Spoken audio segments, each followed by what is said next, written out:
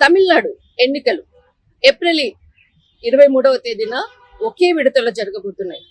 NDA కూటమిలో భాగంగా ఇందులో ఏదైతే పార్టీల పొత్తులో భాగంగా ఏ పార్టీలకు ఎన్ని స్థానాలు అన్నది కొద్దిసేపటి క్రితంగా కీలకంగా ప్రకటించినటువంటి జాబితా అని చెప్పవచ్చు. ఇటు అన్నా డిఎంకేకి సంబంధించినటువంటిది చాలా మెజారిటీ స్థానాలను తను పొత్తులో భాగంగా తీసుకున్నది. దాదాపు 234 స్థానాలకు గాను తమిళనాడు అసెంబ్లీ స్థానాల్లో ఇటు బీజేపీ 27 స్థానాల్లో పోటీ చేస్తుంది. ఇటు పిఎంకే పట్టాలి మక్కల్ కచ్చి దాదాపు ఇది 18 స్థానాల్లో పోటీ చేస్తుంది.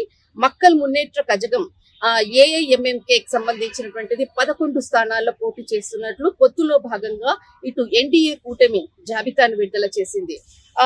ఇక్కడ అంటే ఎవరైతే ఉన్నారో మనకు పొత్తులో భాగంగా పిఎంకేకి సంబంధించినటువంటిది చాలా కీలకమైనటువంటి వ్యాఖ్యలు కూడా చేయడం జరిగింది. పొత్తులో భాగంగా మేము అటు కేంద్ర హోంశాఖ మంత్రి అమిత్ షాతో కూడా కీలకంగా కూడా ఢిల్లీలో సమావేశం అయ్యాము.